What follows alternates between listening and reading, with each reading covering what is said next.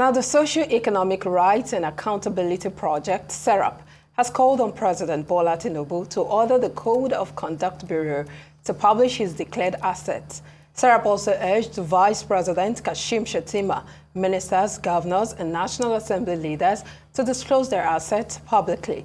In a December 28, 2024 statement, SERAP emphasized that secrecy in asset declaration fuels corruption and undermines government accountability. The group also linked transparency in asset disclosure to the enforcement of a Supreme Court ruling prohibiting governors from taking over local government funds. Kolawole Oluwadare now joins us to discuss the clamor for public declaration of assets by top public officials and how this could promote accountability and curb illicit wealth acquisition. Thank you for joining us on Newsday. And compliments of the season. Except to you.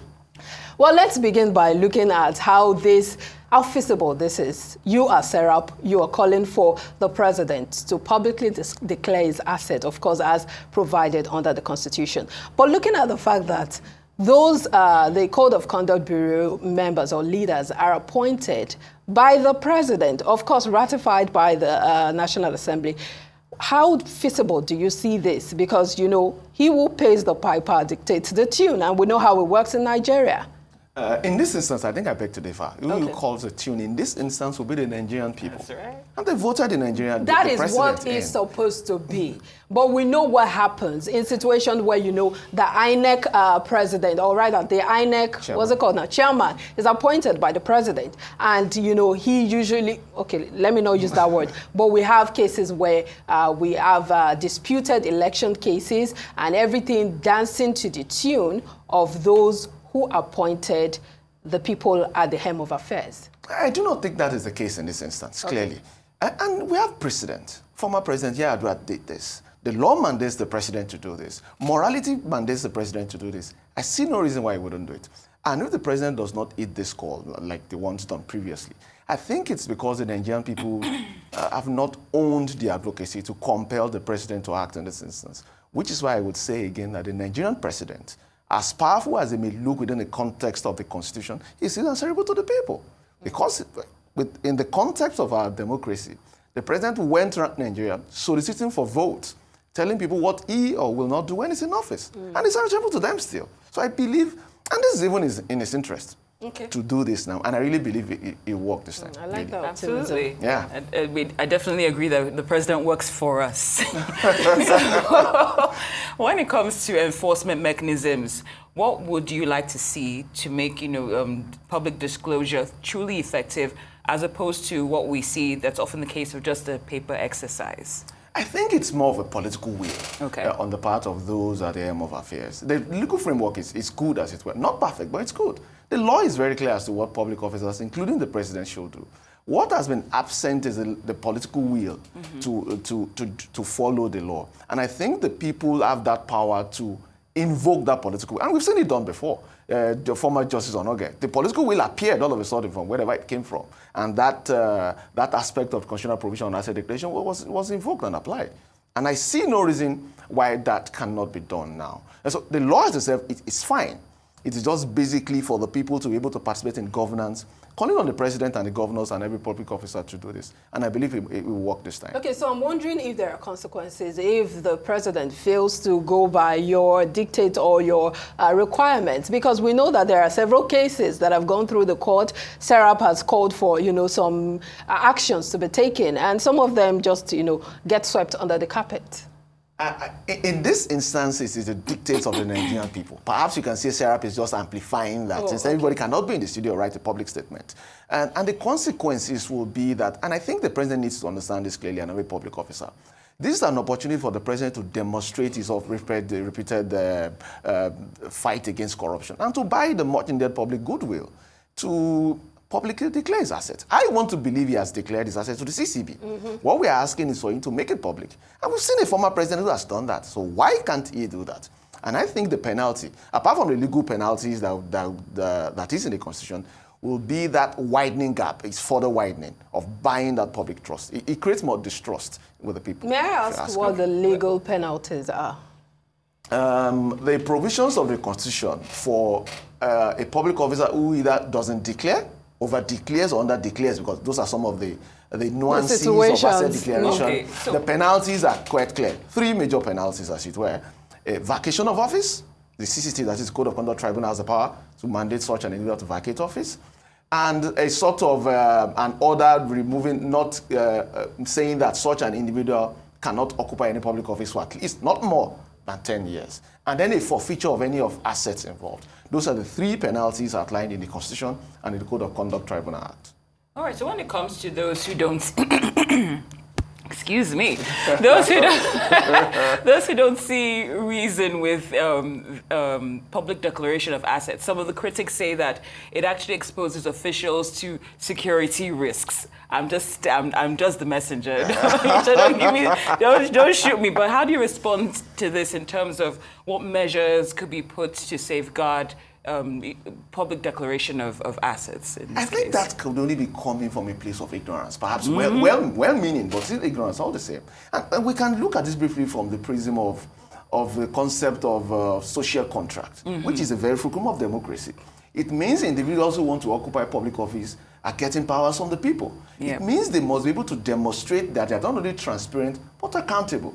And that is why these provisions have been inserted in the Constitution for these people to demonstrate that capacity to the Nigerian people. And the provisions of law regarding privacy and whatnot does not apply in this instance. Yep.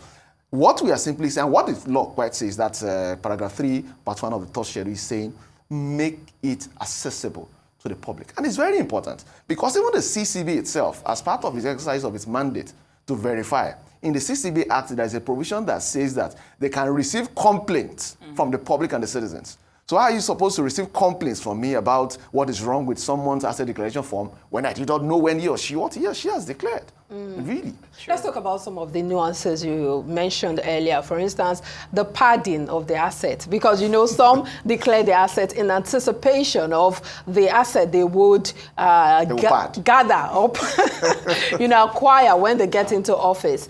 What mechanisms do you think should be put in place to ensure accountability and transparency in declaring this asset and also following through, especially to see that these assets are actually factual? Public access to the forms is a cure-all in this instance. Like I mentioned, the CCB receives the forms. They verify individually the content of the forms, whether there is under or over or declaration and anticipation, as you mentioned. But if the citizens are not involved, how can the CCB even know that there has been under or over? And so it means that citizens are also participating in that process. I think that will go a long way to ensure that it will prevent public officers from over-declaring anticipation. And it would also help the CCB do its job much more effectively. Are we leveraging technology and digitization to its fullest potential when it comes to making asset declarations more transparent and accessible to the public? I do not think technology is a problem. I think perhaps maybe when we hear from the CCB, but we've engaged the CCB before now, both in court and off court. We're in court with the CCB, actually. We are the president of the Court of Appeal on some of these matters. I do not think technology is a problem. I think it's, like I've mentioned, I think it's the political will on the part of public officers, starting with the president, the highest office in the land, to demonstrate that will to make it public. But we do not even know whether there are capacity gaps in terms of the CCB not being able to effectively document or even verify. We do not know.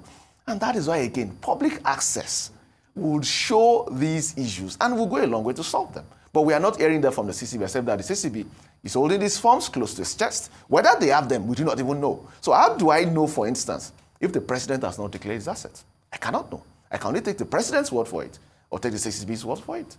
So as it stands now, we're not even sure if the assets have been declared to even start with. The president said he had, but I have not seen it. I do not know. So you can choose to believe the president or not. So why do we have to wait for the president to give the go-ahead to the CCB, before they declare the assets openly? You mean before they publish the contents of such forms? Yes. Because of the absence of that political. And the law is very clear in this instance that the CCB takes custody of these forms, retains them, and makes it available to the public on such terms as the National Assembly may make by law. And don't forget, that is the 1999 Constitution. That is what I just cited now. In 2011, the National Assembly passed what is called now the Freedom of Information Act that guarantees the right of every Nigerian to public information. That is the law. But the CCB, or perhaps for those in public office, including the president, appear to, the argument has been made before now that the CCB is waiting for a special law. I do not think that is the case. It's just the absence of political will, if you ask me. So when it comes to international best practices for asset declaration, which country should Nigeria look up to? Of course, we need to modify it to fit our own context, but which would serve as a great model for us to take an example from? I'm always careful to compare democracies because of context and because the nuances of each peculiar society. But the draft out of the 1999 Constitution has inserted this provision. Can we follow it? And that simply means making it public. It doesn't need any special mechanism, really. And I think, so if we were to model after any country, I do not know whether we can model political will, which I think is absent. That would be very easy to do. And we've seen the absence of that political will when it concerns transparency and accountability. But when it comes to allocating huge sums of money to the presidential yacht or the vice president's building, the political will is abundant in that regard. Perhaps we can borrow from other countries. We'll leave the conversation there and keep our fingers crossed to see where we get to with all of these agitations and call for public declaration of the president's assets. Kolawole Oluwadare from SERAP, thank you very much for your time on the show.